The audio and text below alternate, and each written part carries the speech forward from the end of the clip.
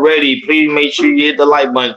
If you have not done so already, please make sure you hit that subscribe button. If you have not done so already, please make sure you hit that notification bell on the right hand side. Remember, we go live each and every Monday, Wednesday, Friday, 6 o'clock Eastern time. Like always, thank you for tuning in to KL Culture Radio. Thank you for all the new subscribers. Thank you for the like. Thank you for the share.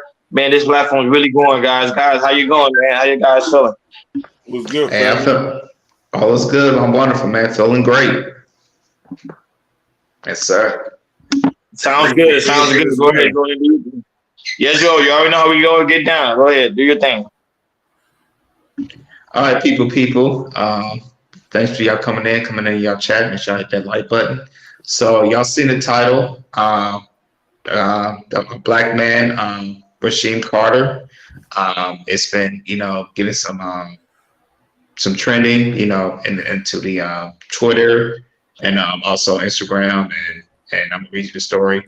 So, so there's a black man who was found dead in Mississippi. His name is Rasheem Carter, and I'm gonna read you guys a little article, and after that we're gonna play a video, and after that we're gonna chop it up. So, a family of a black man who was found dead in Mississippi after he was warned his mother that he was being chased by a white man hurling racial slurs, demanding a federal investigation on Monday after local authorities said they had no reason to suspect foul play in the man's death. Rasheem Carter, who is 25 years old, was reported missing October 2nd after his mother said he had sought help from police and frantically called her to say white men in three trucks were pursuing him. That was the last day Carter's family heard from him. On November 2nd, the authorities said they found his remains in a wooded area south of Taylorship, Mississippi. In a statement on Facebook a day later, a Smith County Sheriff Department said it had no reason to believe foul play was involved, thought the case was still under investigation. On Monday, Carter's loved ones and their attorney, Ben Crump, which everybody knows when it comes to the high profile case like this, he's always there, slammed local authorities for stonewalling them for more than 4 months and for initially determination saying they believe Carter was the victim of a brutal hate crime. Uh, this is an evil act. Crump said at the news conference, which we're going to play and show, somebody who murdered Rasheem Carter and cannot let that get away from this. Crump urges the Justice Department on Monday to take over the investigation as a civil rights case, as it reveals photographs of Carter's remains, including his skull and his vertebrae. This was not a natural death, Crump said. This represents a young man who was killed. Crump told reporters that he believes Carter's head was severe from his body, and that the spinal cord was found in another location away from his head. His front teeth was missing from his bottom row, and also which the Carter study said could indicate that he was assaulted before he was taken out. It's unclear what prompted authorities to search the wooded areas or what led to determining initially that foul play was not suspected. The Smith County Sheriff Department did not reply to requests for comment. The Lower Police Department, which put Carter's missing person report, worked on the case earlier on after Carter's family asked for assistance. The Mississippi Bureau of Investigation, which is assisting the sheriff in this prop, said Carter's autopsy was completed on February the 2nd, but declined to comment further, citing the open and ongoing case. The FBI is not currently involved in this case, an agency spokesman said. 3 members of Carter's family said authorities told them wild animals may have torn his body apart. That was just very dangerous. He was in so many different pieces, and said to Mrs. Anderson, a cousin of to Carter's mother, Tiffany Carter. They wanted to tell us that he went there and fell dead, and the animals were feeding off of him. I'm stopping the graphic stuff. But while he was at the job site in October, Carter had a disagreement with at least one coworker and fled, fearing for his life. His mother said, "He said, I got these men trying to ask me." Carter's mother recalled him saying. She advised Carter to go to the nearest police station for help, but eventually lost contact with him from that same day, I believe. Carter's family and friends led their own search parties until his remains was discovered. Um, the mother said, "I never imagined going living without my child. When I lost my son, I lost that part of me."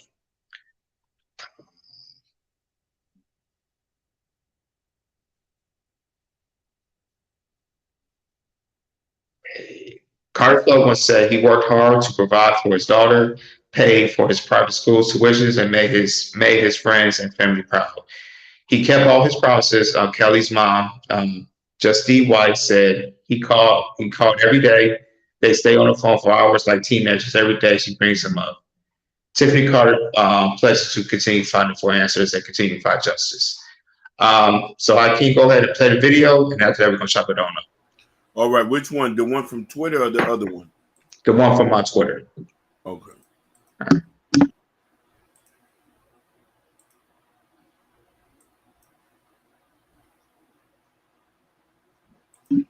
What's up? What's going on, Ken Dog and our Ronnie Patrick? I think you're new, man. Welcome, man. Appreciate you having you on the show. Civil rights attorney Ben Crump was in Jackson today, calling for answers in the mysterious death of a young Fayette man whose remains were found a month after he went missing. 12 News' Leah Williams heard from attorneys who are calling on the U.S. Department of Justice to step in. Leah? Melanie, the state medical examiner's office was not able to determine a cause of death for 25-year-old Rasheem Carter. His family believes there was foul play, so their attorneys sent a letter to the Department of Justice asking them to get involved. We want to warn you that some of the video is graphic and could be disturbing to some viewers. 25-year-old Rasheem Carter of Fayette was contracted to work in Smith County last year. Carter went missing in October after texting his mother that his life was in danger. He said, "Me and the owner of this company not seeing eye to eye, mama." His name, which I can't say at this time, but if anything happened to me, he's responsible for it. I'm too smart, mama. He got these guys wanting to kill me. And that's what he sent to me. Attorneys say there was an attempt to use Carter's credit card in Taylorsville while he was missing. A month after his disappearance, some of his remains were found in Smith County. His head was severed from his body. His vertebrae, his spinal cord, was in another spot they discovered away from his severed head. They have recently found remains that they believe are also Rasheem Carter. The Mississippi State Medical Examiner's Office was not able to determine a cause of death because some of Carter's remains were in an advanced state of decomposition. Attorney Carlos Moore called it one of the most disturbing cases of his lifetime. I've been a Mississippian for all 46 years of my life, and I've never heard of a crime this horrific in my life. I was not living during the time of Emmett Till. I heard about that and read about it in the history books, but I thought we had progressed in Mississippi. The Smith County Sheriff's Office is leading the investigation, and the Mississippi Bureau of Investigation is assisting. But his family says more needs to be done, so attorneys sent a letter asking the U.S. Department of Justice to get involved. We need the highest levels of law enforcement to administer justice for Rasheem Carter as if he was your child. The Smith County Sheriff says he's waiting for the findings from search warrants to come back. He also says he welcomes the involvement of the Department of Justice. I reached out to MBI as well, but the agency declined to comment on this investigation. Melanie, back to you. All right, y'all. I'm gonna pass it on to you guys. What y'all think about this case? Good old-fashioned Mississippi killing. Say it again. This a good. Say it again. This a good old-fashioned Mississippi killing. Yeah, but it's just that there's no. They don't even have no. They ain't even say no suspect. They ain't identify who may be the cause of it. So it's just an unfortunate case, which happens a lot, especially in Mississippi. Mm-hmm. Mississippi, I think, is one of the states that have one of the worst violent crime Mm-hmm. towards black. And I'm not going to say it's black or white. It's just in general. I won't be surprised if you call it won't be a person of color. I won't be surprised. Not only that, but it's someone that he actually know. So I'm glad that the simple fact that he did put on the in his text messages that if something happened to me, then you know this person is the one who might be the main suspect. So it's just a weird case. That was it's a weird case. Probably later on when more information comes out, then I can have more better understanding. But I don't like how the simple fact that number one that they always talk about defund the police, but then when something transpired, they be like, oh, we need the police. So which one you want? You want defund the police or you need the police? You got to pick one. Are the police our enemy or the police are there to help us? So that's my only issue with that when it comes to especially Benjamin Crump. Like, I have mixed emotion about Benjamin Crump, but I think at the end of the day, with him, every time I see him, I feel like he's not really trying to help the community. I feel like more of a money grab. Okay, this is the best opportunity for me to grab money. I don't think he care less about the community because I think he was one of them that said, let's defund the police. And now he said, we need a high official to be involved in this case. So it's just a sad situation. So I just want to hear y'all take on it, but that's the only thing I got because I just need more information on it. Go ahead, Kim. For me, man, I read about these cases. I don't know if you remember, there was a young kid in Gulfport, Mississippi, who had got shot down by the police coming out the Family Dollar. Pow, peep, peep, pow. And Ronnie, you are correct. Yeah, I never moved to Mississippi. They're backwards. They're very, very backwards. I've been to Mississippi before. I've been to Jackson, and I've been to Kent. It's the water's different there. The water's different. There's still certain places in America that still abides by the good old boy system, and I like to attack things from the root or something. And some things you can't avoid. He went out there to go work. He ain't had nobody there to save him, to help him. And he did not have a car. That also was there too. Because he I vividly remember this, like he was walking up and down from the hotel to the corner stores and stuff like that. So this is kind of fortunate, but you got to understand, man, we are at war. And we have to be compared to our surroundings. And this is why if somebody had a construction company where he was living at, this probably would have never happened. If there was jobs where he was at, this probably would never happen. If there was black companies he could have worked for, this probably never happened. What if he would have went out there with 4 or 5 of his brothers? We're stronger with numbers. Mm-hmm. Yeah, man. This is Mississippi. Like Ronnie and Hakeem said it. Like when it comes to situations like this, crimes like this, they the worst. It's like there's history there with Mississippi with crimes like this. I feel my hearts and prayers go out to the families. This really hurts to see that back in the 50s and 60s we're still doing which is called martyrized lynching, especially martyrized lynching. I like that when her son texted her the person's name, which she didn't put out there for legal reasons, that if anybody happened, this will be the guy. So if that's the case,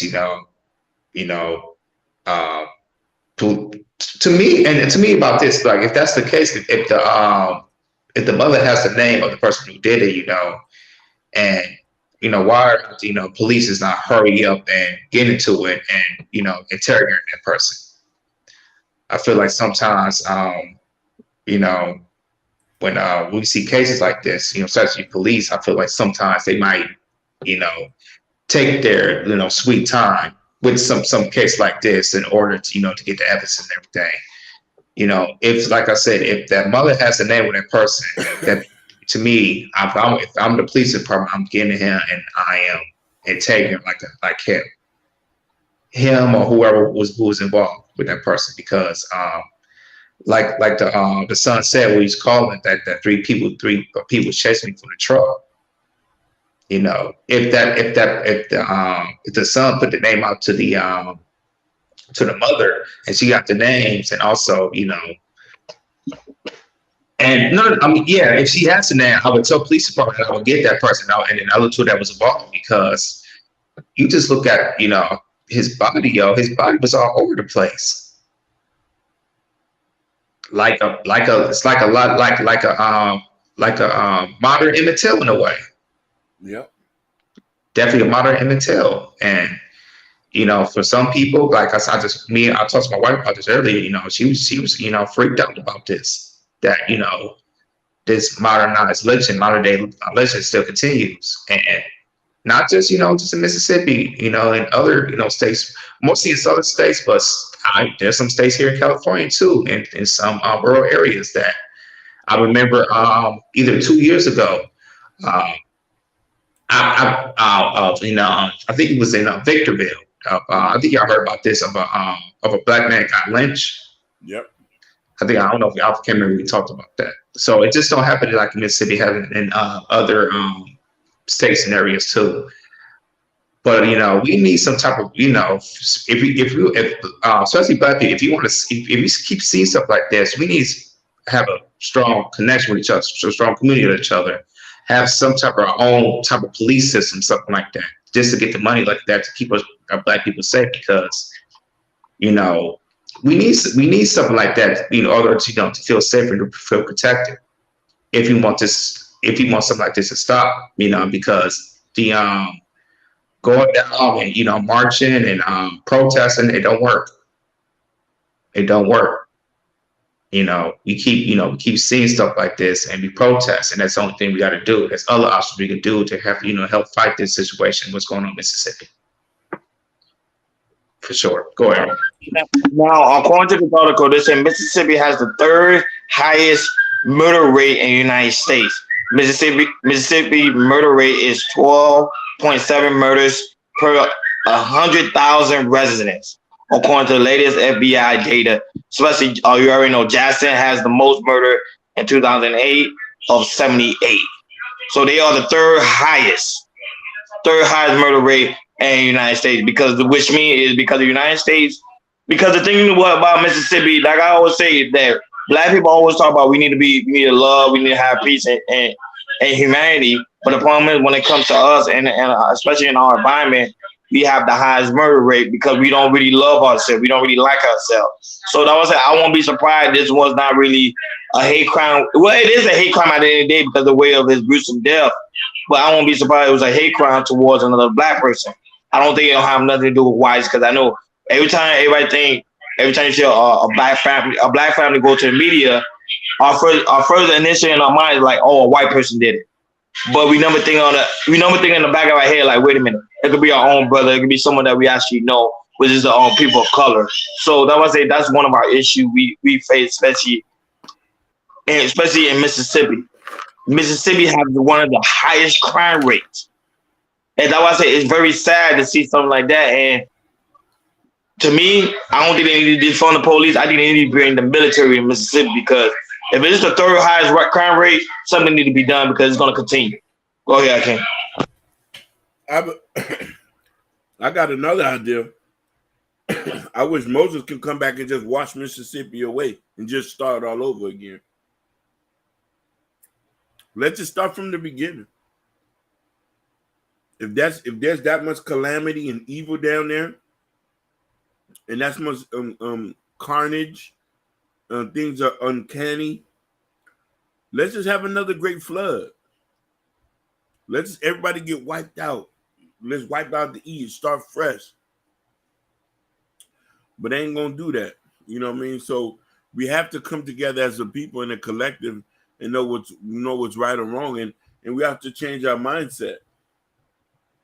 You know what I'm saying? Meaning that living amongst black people is not safe. The safest place you're gonna be is around your peoples. Safest place you're gonna be around your peoples. You said the safest place we'll be is around our people. Yeah. I disagree with that. I don't agree with that. I disagree with that heavily. Whoa. I disagree with that heavily. No. Because if that was the case, how come you have rich black people quit to leave the hood because they know it's not safe over there? Self-hatred. If that was the case, how come we are trying to leave the hood because it's not safe over there? So we don't do well among each other. I'm just being honest. I'm trying to move to Baldwin Hills. You know what I'm saying? What about how about this? We move to areas with each other that's not negative, which is the hood. I don't mind. Okay. Listen, there's a bunch of places you can move, but what I'm trying to say is this: our brother was out of his element in enemy territory. He was by himself. Mm-hmm. He's a $150 soaking wet, so I don't know. He's gonna fight off 3-4 attackers. But what would you say? What do you say if you find out it wasn't a white person that did it, but it was actually a black person? Then what would you say then? I still say let's just flood the place out and swipe everybody clean. I got the same energy for the white and the black and the Hispanic boy and the untouchables. I don't care about none of them. If you do evil, you need to drown. Yeah. It's something like this that his body parts was everywhere. That's out of this world, yo. You gotta be an evil son of a bitch to do something like that. You should not. If you do evil like that, you should not walk this earth. Tell me about it. You should be executed. I'm sorry, but you need to be like the death penalty. I don't know if Mississippi does that. But yeah, that's death penalty right there because you took your time to dismember this person instead of just shoot him and just go. You took your time to dismember this person. Oh, Ronnie Patrick, he said I'm driving, guys, listening and responding. What did he say? Did he say something? Yeah, he did say something. Ronnie said we have a lot. Hey, Ronnie, I'm Ronnie too. Go ahead. We have a lot of pretenders in California. They act racist, though deep inside they know black. They know black or white are identically all in all ways. I want to know what you mean by that, Ronnie. Like, break that down. Like, say blacks and white are identical in all ways. Like, meaning, what do you mean by that? We all the same people. We bleed. You bleed. I bleed. That's how I took it. And hey, he's Ronnie, right. I would say, what part of California you in? Because I'm in LA. I want to ask him what part of California he's in. So. Yeah. He says another Ron, and that's Jabbar. He says another Ron in the chat. Nah, it's only one Ron. His name is Ronnie. So there's only one Ron. That's me. But at the end of the day, yeah. So that would say we don't really do well with each other. I think that is the issue. I think black people, our mind mentally have to be renewed and restored. I think we have to learn everything again about each other. I agree with that, Ronnie. It's just, like I said, majority of our people who, like I say, lives in the hood, and when you live in the hood, it's negative based because you got people hating on each other, which you should be hating on each other. You should not be hating on each other. So in order to do that, it's like we have to move to the hood, and then in our black community, we gotta live in, we have our own little areas, which we're in like the middle class or high class. And it just brings out positive energy, just love on each other, because this is what the other races want us to do is keep protecting each other. Keep executing each other, all that type of stuff, because we're not gonna get nowhere, black people, if we don't get along. Fact. If we can get along, we can stop stuff like this. We have the power to stop stuff like this. But Ronnie was like right on the hand. We sometimes we don't get along with each other. If we get along, we can stop this stuff. We can unite and we can stop this stuff from the state, from the local, and from the level. Preach. Oh yeah, he said he's from Sacramento. He said I'm out of the Oaks Park, extremely bad area. I'm surrounded by idiots. That's what he said. He said I'm surrounded by idiots. Yeah, but I think I would say that's the issue. Yeah, so go ahead. Yeah. No. Go right ahead, brothers. I'm still gathering my thoughts. You said Joe, we'll never get along. I would say this, Jabari. There's some areas that I've been to and around this country that certain areas of Black people we get along. It's just not in the hood. Because if I go, it's like for me, if I go back home to Pontiac, go in the hood, if I'm doing good for my wife, I'm dead. There's most of the people that gonna be hating on me because I might be up here and they might be down here. And to me, it's like you should be hating on your race for doing something good, or a person who got out of the hood to try to do better for himself. I'm not the type of person to go back in the hood and flounder or anything. If I go back to the hood, I'm gonna get back. But the thing is, sometimes giving back, people have a problem with that too because they see you're doing good to the community and it's something that you can't do. So yeah, our community is it's a little cuckoo, crazy. And not only that, but you gotta understand something. What is missing from the story at the end of the day? A black father. They don't mention anything about the father. It's always the mother. It's always the mother. It's always the mother. It's always the mother. It's never the father in these kids' life or these young gentlemen's life. 25 years old, there's no father around, it's the mother. He called his mother, say somebody's following him. Why did not he call his father, say, hey father, I'm stuck here somewhere. Come get me, come scoop me up. Because at the end of the day, a woman cannot be a protector. At a certain age, a woman cannot protect a man. A man gotta learn how to protect himself. If not, he's supposed to have brotherhood, and he's supposed to have a father he's supposed to go to, supposed to help him for support. Yeah, Ronnie, that's a great point. Like I say, if you have a father presence or uncle or a granddad or somebody, that should be the person called, not your mother. It's me, same thing. I might call somebody one of my boys or anybody that's close to me, tells me, hey, I'm in a situation, I need you to do this and da da da da da. So, but yeah, it's like I said, Ronnie, it's always the mother and we're looking for the father. In this situation, the mother speaking up. Hopefully the father's not deceased, but other than that, Ronnie, you're right. Where is the father? Oh, not only that, but some form of brotherhood. Anybody you can call if you know your life in danger. Like me, if I know my life in danger, there's people I know I can call that got my back. That know they're gonna step up for me 110%. But for someone like him walking in the middle of the night, you see three men looking at you weird. Me, I would just stop at some pigsty spot because it's Mississippi. They got a lot of pigsty. Stop there, call people that you know, like, hey, come scoop me up. My life is in danger, or call the authorities. That was it. Your first action is to call your mom, which I get it. It's good to call your mom, but you're supposed to call other people for other sense of help if you knew your life was in danger. I would say a lot of stuff just don't make sense. All right, I got a question for y'all, and also a question for the chat too. Y'all can answer this. Since Mississippi has the most heinous crimes like this, also being one of the poorest states in the country, also being how we mentioned last year, Brett Favre, is allegedly stealing money from the government to build, his daughter's I think it's a volleyball arena and everything. Do you feel like Black people needs to start leaving Mississippi and go to another state because of the history of Mississippi? Yes, I think black should of course to try to migrate and to do better, go to the state because when you go to other state, it kind of puts you to the next level. Like for example, you left Miami and you went straight to California. Look, your life is you're doing 110%. You live in LA, which is very expensive.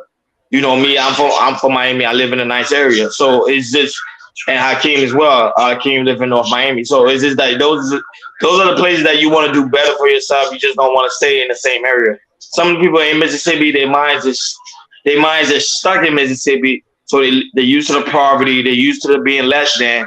But when you migrate to somewhere else, your mind tends to change. Go ahead, Hakeem. Well, I think he's still out. Yeah. No, you're right. Okay. You want to know something, brothers? This situation is touching everybody's heart, and this is one of the scarier part of our childhood. Having these conversations at a young age and prepare them that it could happen and be prepared. And I wonder, when is it going to ever stop? That's my take. Go ahead. Okay. Ronnie Petra says, tax money, bro. Programs that can lead people to learn how to lead and build businesses in less fortunate areas. I agree, but in order to do that, our black community needs to step up because we can't count on local officials, state officials who do that, and federal. Jabari says needs to leave Mississippi. They are re-enabling Jim Crow. These lynches will keep happening because of that. And just Mississippi still doesn't have water, which we talked about. Who's in the chat? Oh, that's Dale Long. That's Dale Long, new channel. Shout out to him, setting the record straight. Y'all go ahead and subscribe over there. He just recently the last 2 days he had Tommy Sotomayor there on his panel. Okay. I'm not gonna lie, I see you joined in. Pretty cool. I finally talked to Tommy Sotomayor. He's a really cool guy. Man, y'all go ahead and subscribe, man. That guy is pretty funny, man. Him and Tommy Sotomayor was going at it. It was just good old time. So that's Dale Long. So y'all go and check it out. He did an interview with Tommy Sotomayor where he allowed people to go up there and question Tommy Sotomayor if he had any smoke. So it was really cool. So really cool. Good job, Daryl. Really good show. He been jumping. So shout out to him. He's still raw with KI Culture Radio. So of course he could come on anytime. But yeah. So my thing is when it comes to Mississippi, that's the thing. And Jabari made a thing. Jabari said something. He said these lynches is happening all because of that. I'm trying to see. Hold on. He said a comment that he said, yeah, need to leave Mississippi. There are enabling. No, they enabling Jim Crow. No, Jabari, don't say that. Don't say that. Jim Crow been done with. Yeah, like 50 years ago. But I get what Jabari mean because that's the same symptom. The same sentiment of Jim Crow is still over there in Mississippi. The same aura, everything about Jim Crow is still over there in Mississippi. So I think the people need to go. I think the new generation need to migrate somewhere else. Migrate somewhere because Mississippi is just a pigsty to me. I agree with that, Rodney. And the thing is about it, a lot of people get comfortable of staying where they want to stay. And the thing is like, that's cool and all, but if you want something better for yourself, you can live in another state or another city, move to another city or another state, And like I said, there's, states out there that's, no state taxes like Florida, Nevada, Texas, Tennessee. You just move out of your environment or just traveling, you just see a lot of different stuff that you're not going to see just living in the hood and seeing the same stuff every day. If you want to stop seeing stuff every day, that's that's negative and that's doing bad, there's places you can move out to and you can look up that could be good for you. Mm-hmm. I'm a prime example. I'm, like I said, born and raised in Michigan, lived in Miami for 7 or 8 years, and then moved to LA here for 3 to 4 years. It's a scary, absolutely. It's like a leap of faith, absolutely. But if you take that leap of faith and doing something that that you're scared of, and you actually doing it and accomplish it, and then if you feel comfortable in the area you in, you gonna like what you did. You're gonna be proud of yourself. That say, hey, I was scared of moving out of the hood, moving to something different than I used to, but I took that leap.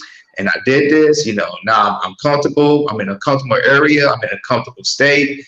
I'm in a comfortable environment, which I don't have to worry about.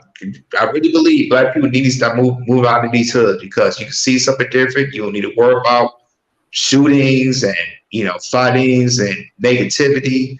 Move out of your state or the city you in and go somewhere that is comfortable. That's that's gonna make you uncomfortable, but in the long term, long term, it's gonna make you comfortable.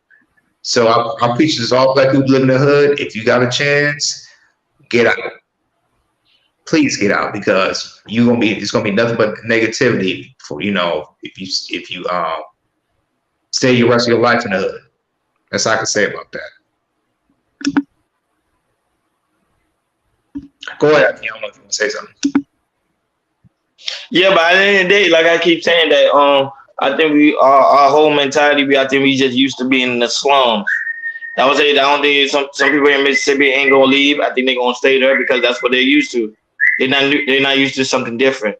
They're used to the same old method. And that's what I say. That's what I say. That's the craziest thing. Let's say the way that transpired to that guy. That guy should never had no form of way. That felt uncomfortable. That uncomfort to be able to go home and not be like worrying about, oh, then my life is in danger because I'm literally going home. That to have that in the back of your mind. Like me, when I walk home, I don't even have that in the back of my mind. Like I know when I go home, I'm safe. But for him to go into an area that he knows, like he gotta always look behind his back. I don't think that's no man should be living in that space. Definitely agree with 100%. You know, that's why I'm in. You know, when I was with my wife, when I moved to LA, I got to make sure to find an area that's we could be. You know, she's safe and I'm safe. You know, even certain areas in LA I go to. Sometimes certain areas that I know is like sometimes I gotta look at my back because I know what's in the area. It could be a lot of homeless people. Well, it's really like really homeless people because some of these homeless people here in LA, they could be they can come and talk crap, and sometimes they can try to attempt to attack you because especially with the high prices and everything. I think what happened a week or two ago in downtown LA, there was a guy having like 2 or 3 in the morning. He I guess it was like a makes an argument, and then he started stabbing 5, 6 other people, and then six people none of them didn't pass, but 6 other people got brutally injured and got taken to the hospital. So going back to Rasheem Carter, it's just I just wish he would have if he was in that situation, he should went to the authorities or talked to a male figure that's in his life. I don't know if his father, uncle, grandfather, whatever. If like I said, if you feel unsafe like that, you should call somebody, a male figure, or definitely call the authorities on that.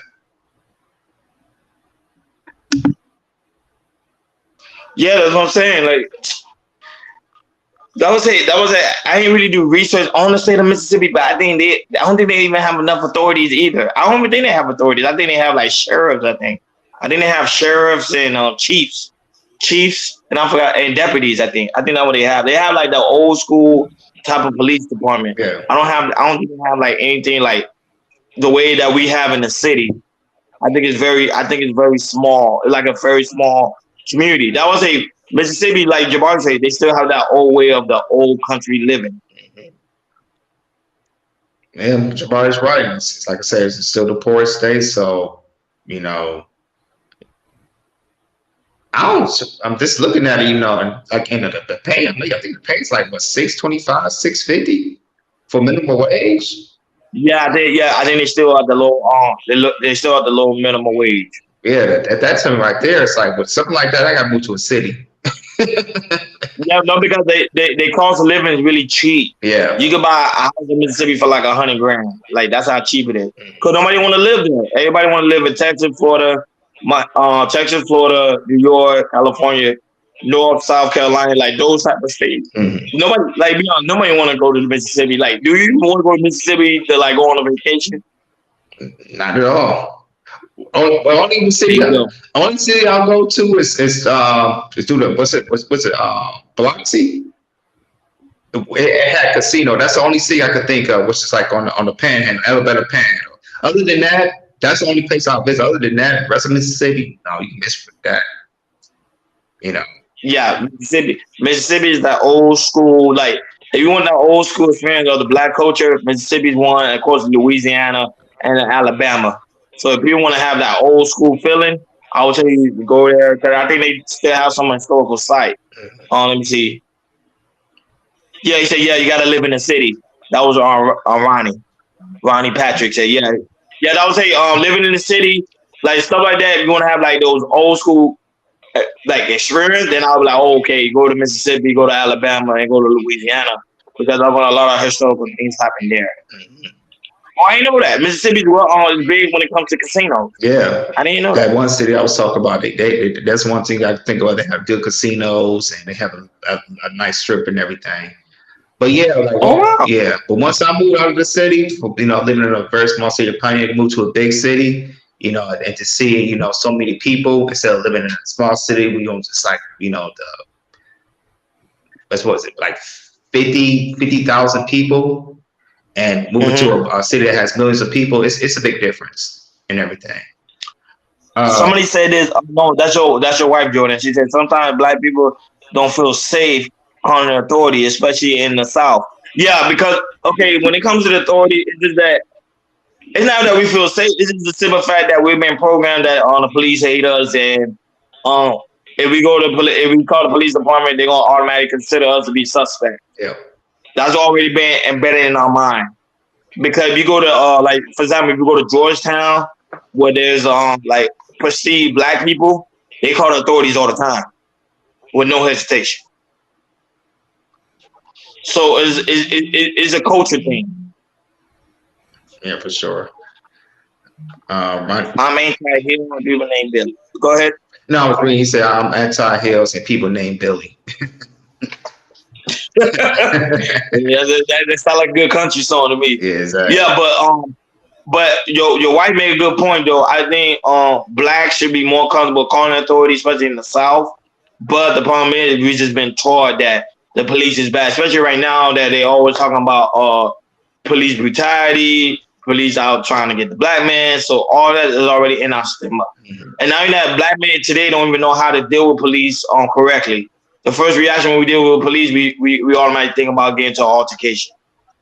And that's the issue. That is the issue. It's because of the simple fact that I would say I can't really blame the mothers too much because they're doing so much already. You can't be like, oh, the mothers need to teach you can't, because stuff like that, the father is supposed to be teaching the boy and the girl on how to deal with the cops. Right. But they're not there. That's the crazy thing. Yeah. That's the crazy thing. And if they are there, they're not teaching them those things on how to deal with the cops. Like me, I had to learn how to deal with a cop, to be honest with you. I had to learn. My father was in my life. My father also taught me how to deal with the cop. But that aspect of how to fully deal with the police, like my father taught me and a couple of my mentors. Because dealing with the cops, especially for a black man, can be sometimes very intimidating.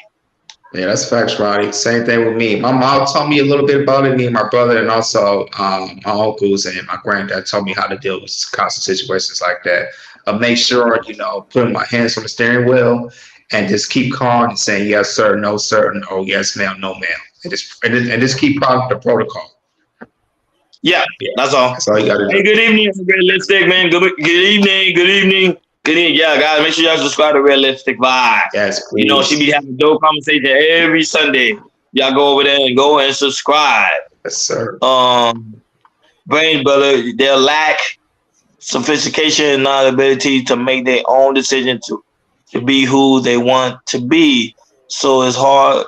This is a hard copy of trash procedure. Of course. Yeah, that's true.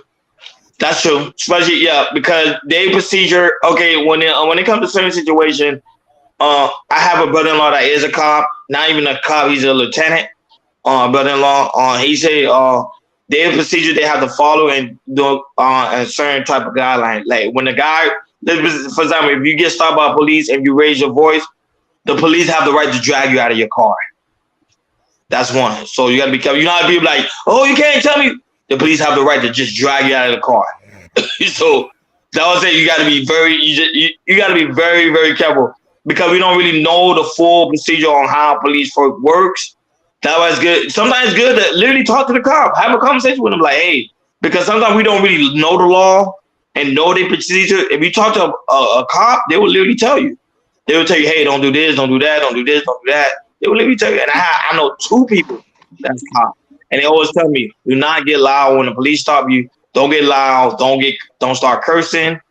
Don't go quick to try to get your gun or to lean over. Because when you lean over, they have the right to shoot you. Mm-hmm.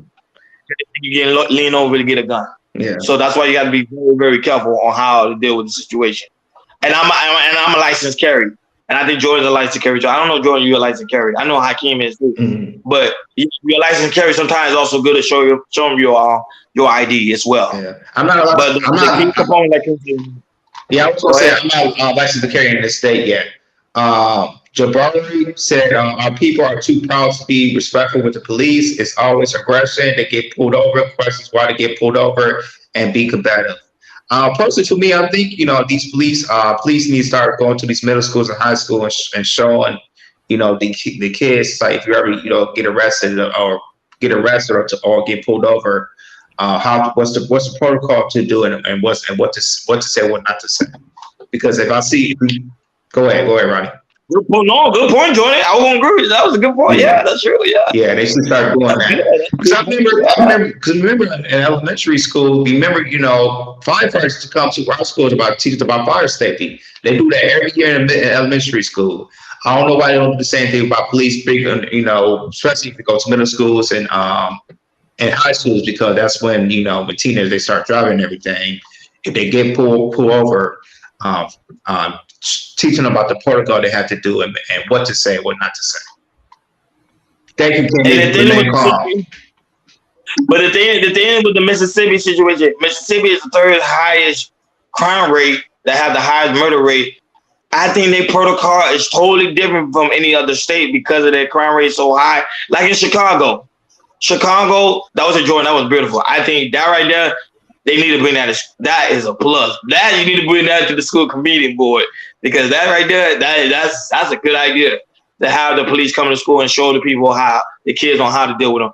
But like for example, like Chicago, the way they stop people is totally different than what they do in Miami. Two different procedures because of the crime rate is so high. They got to deal with the people a different way. They can't deal with the people with like in a soft way. If you get my drift. I think in New York, I don't know, Jabari, I don't know, because you in New York, I don't know if they still have the stop and frisk law. I don't know if they still doing that. That the cops have the right to stop you and frisk you. I don't know if they still doing that in New York. I remember they were doing that in New York because at one point New York crime was terrible.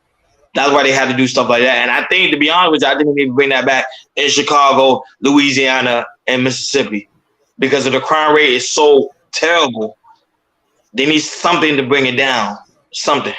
Go ahead, Jordan. Yeah, I agree with 100%. There was a time Detroit was bad at the time, and also Flint, Michigan was very, very bad too. It was terrible. When I was in high school, when I got my first car, my mom did not want me to go to Detroit because of the high murder rates and everything. So, but yeah, you're right about that, Ronnie. We need to do something about that, because in order to fix our community and also save lives as well. Was doing Rudy Giuliani. Oh, I didn't know that. Okay, so I thought they were still doing that. Okay, so they're not doing that. But to me, I think they need to bring that back, especially in Chicago. Mm-hmm. I know we're not talking about now, but I don't know. You saw like a pregnant woman got gunned down. That would say like stuff like that. When you hear stories like that, when you hear a story about this young gentleman, which we were talking about today, those stuff is needed. Yeah, because it's a lot of people's mind today. I think it's more crazier than it ever been. My opinion. I agree, Ronnie. It's people are it's a lot more scared and but yet a lot more angry too. I feel like a lot of people is like more angry and they show their aggression out by doing stuff like this. And it's getting worse and worse. Especially like cities like Chicago, also Atlanta. They're bad too. Atlanta started to get very, very bad too. And that's one of the areas I was like, I don't know if I want to go to Atlanta because of the high cases of theft and murder rates as well. Yeah, Atlanta is bad. Atlanta is bad because people that's been trying to coming down to Atlanta. I mean, man, Atlanta is a piss style. I remember I went to Atlanta like 2 years ago. That thing was like terrible. What you mean it's terrible? Atlanta is terrible. It don't even look like Atlanta where it used to be 10 years ago. Atlanta is terrible because you have people that are moving in that have like those type of bad environment that's messing up the city. Yep. Hold on, give me a second. Ronnie Patrick, you said Jabari, feel you there. If black come at police in a respectful fashion, I'm sure the encounters will turn out more positive through the seriousness situation. Police need to focus on de-escalation. I totally agree. I think there should be a further law about that too. Ken Dog, you say drink water, get rest, to calm down. To that, what do I do? He said, drink water and get rest to calm down. Yeah, well, that's true. Drink water to ease down your anxiety and then breathe 10 times, do with some couple of woosah, and then go about your business. Yeah. But yeah, so but I'm being honest with you, I think they need to bring stop and frisk back in these type of environments, especially in Mississippi, to bring the crime rate down. In Louisiana have also one of the worst crime towards blacks. Mm-hmm. And when I mean towards black, I mean black on black, white on white, white on black, and black on white. Same thing. Their crime is terrible. And the only way it can be stopped is by, I think, the enforcement has to be 10 times stronger. Because this that happened with this young gentleman ain't supposed to happen that way. I think that was a terrible experience. I know he said it was 3 white men, 3 gentlemen that was watching him while he was going home. I think it's more to it. Because I think because it was late night. He said it's 3 white gentlemen. He probably was wrong because we don't know because late night. But it's just a tragedy just to hear something like that. The cops, Ronnie's right. He said Ronnie's right. He said the cops are paid to do their jobs. That's a fact. Yeah. And the thing about this, Ronnie, there's different precincts and sheriffs. They do have their own agenda because the agenda here in LA might be a different agenda in San Francisco. Like for San Francisco, going to be a different agenda in Sacramento or something like that. So I totally agree with that. And also, I want to say this: we need a president to help. We need a president that can help us push these laws and talk about these laws and really get on these governors. Really get on these governors because the president we have right now, he on his own thing. He worried about something else. He's worried about the trans community, which will be dropping soon, and also keep giving money to Ukraine. And he's still giving money to Ukraine. No, but it's true. It's true. His priority is not really on the American people, but that's who they voted for. But there's not politics talk. We're going to do our politics talk pretty soon as we get closer to the election, or who we won't be voting for, who we think should win. But that's I think that's next year.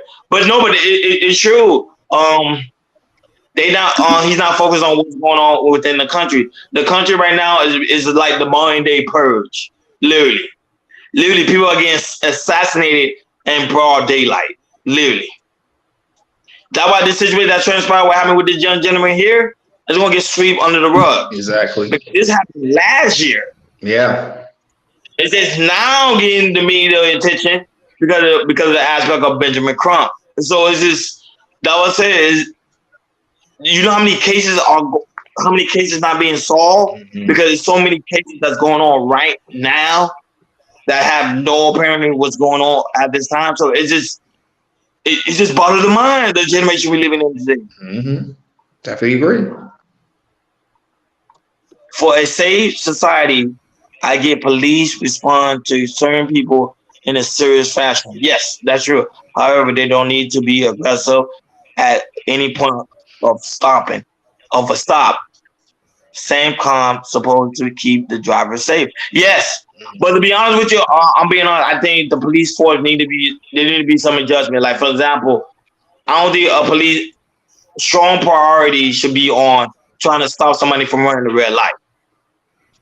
I think their priority is trying to stop a burglary, someone from getting robbed, someone from a domestic violence. I think those type of charge police can be focused on the most. But if somebody runs the red stop, you should need like 5 police cars trying to stop this one man that was running the red light. To me, that's pointless. That is a waste of resources. We should be using our resources for something good. Go ahead. I agree with that. Like I said, you see like some of these cities are putting in the cameras to when somebody passes a red light, they take a picture of the license plate, and then 2 weeks or a month later, you get a ticket. And the thing is, if you think something's wrong, you can fight the ticket, and hopefully the ticket will get dismissed. But back to the policing, I definitely agree, especially these big cities where but here, not only 5 or 6 police officers come, helicopters. Here in LA, we have helicopters. So not just that, they got helicopters come over here too. Mind you, helicopters. I feel like they should be focused on bigger things. There's a lot of times with helicopters, they might follow a chase of 4 or 5 police officers calling them. 4 or 5 police is chasing a car because it was something was stolen. It's not a big enough car that somebody got robbed a bank or home invasion, got it and took the car and left. Sometimes, here in LA, they'll just chase somebody because somebody stole a car and that's it. Especially, and they use helicopters to put it on there and put it on the news, which to me that's kind of ridiculous. Yeah. No, my friend actually told me that. My friend was breaking down the logic to me. He said, Ronnie, think about it. Think how much time a police wasting trying to chase somebody down. Like, for example, you know how police be on a high-speed chase? If it's nothing that serious, let's let the person go because you might save somebody's life that's going on down that exit on I-95. Just go right down. You just might save somebody's life, but you want about this guy on a high-speed chase, and then you wasting all the time, all the resources, and somebody could end up dying because of the simple fact of you not taking your job seriously because you want to chase somebody down. That's why I say it's crazy how the police system is run in certain cities. But one thing I do agree with Trump when it came to the situation that transpired in Chicago. He said, you know what? He saw the violence in Chicago was so high. He said, you know what? Bring the military in there. The military ain't doing nothing. Put them to work. They using our taxpayer dollars. Put the military in Mississippi. Put the military in Louisiana. Go ahead. Our tax dollars pay for it anyway. Exactly. And so the people can feel safe. I feel the same way, especially here in California. We have the higher tax they are paying taxes, and sometimes I'd be like, what am I paying taxes for? Because I'm paying all these taxes, I don't see nothing changing. Go ahead, Hakeem. Correct.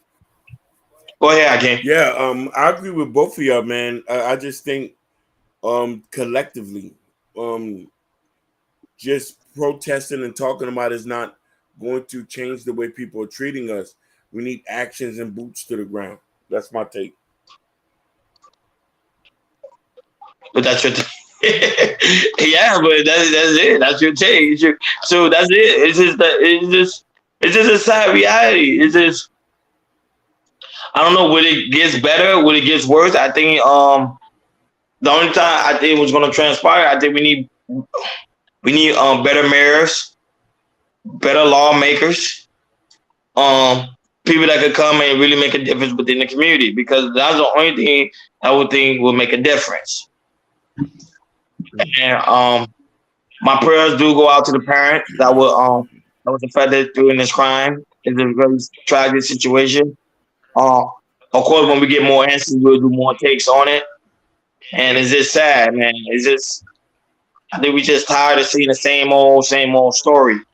A black man get gunned down or run down, body thrown in the river. Yeah. And nothing's been done about it. That's my take. I agree with you 100%, Rodney. And people, in order to change, you gotta look at yourself and make that change. Change your mindset. If you want better for your back community, start loving your brothers and sisters instead of stop, hating. Because that's, like I said, because if you keep hating on each other, we're gonna hear this all over and over and over and over and over and over and over again. If you want to stop this, go ahead. No, go ahead, Jordan. I know you're about to finish up. Yeah. But in order to do that, you got to make that change for yourself. If you want to make that change, you can change the world. That's my take on it. And shout out to all the new subscribers, man. Like, we really do appreciate you guys. So I remember when me and Hakeem first started, we started with like 1 subscriber. To come to 400, to come to 800, for Jordan to get his subscriber count as well on his page. Shout out to you guys. Showing like you really rock with us. Especially Rodney Patrick. We never met you before. New subscriber. Like, shout out to you. Ken Dog. You already know you rock with us. Jabari. Shout out to people on Instagram, Facebook. Shout out to John Smith. We ain't seen John Smith in a while, but shout out to him. He probably on the road, probably doing something. Shout out to Red Lipstick Vibe. I don't know who. The thing with Facebook, you can't see who's on Facebook. That's when you follow. Like all these different, Daryl Long, True, all these people, Just Jay, our prayers go out to her. I know she's dealing with something, going on with something right now, so my prayer go out to her. Yeah. To Susan, Urban Noise, Fresh North Sound, Florida, like all you guys. And then one Twitch subscriber as well. And I also one Twitch subscriber that follows on Twitch. Yeah, of course, I want you to subscriber. Jordan White, she was in the chat. Like people like that rock each and every day. You know, well, we literally work in and night. You know, Jordan comes in with a topic. We grind. You see, we draw about the chores. We draw about the reaction video. It's, at the end of the day, it's all for you guys. And guys, make sure you go to the community tab as well. In the community tab, get your Chaos Culture Radio T-shirt. Come rock with us when we go live. Put your T-shirt on. Come and rock with us. Not only that, Prince Hakeem just dropped out. Just dropped his dope book, Black Love. So go check it out. Natasha Vincent said she actually got a copy. Shout out to her. She got a copy. Jabari also read the book. Hakeem. I don't know if I told you Jabari read the book as well. It already got 5 stars in Amazon. So go and support the platform. You know, Hakeem worked very hard on this book. You know, we do it for you guys, man, because we love and appreciate you guys. So guys, make sure on your way out, make sure you hit the like button if you have not done so already. Make sure you hit that subscribe button and make sure you hit that notification bell on the right hand side. Remember, we go live each and every Monday, Wednesday, Friday, 6 o'clock Eastern time. Like always, thank you guys for joining us on this lovely Wednesday. We see you guys later, and we over.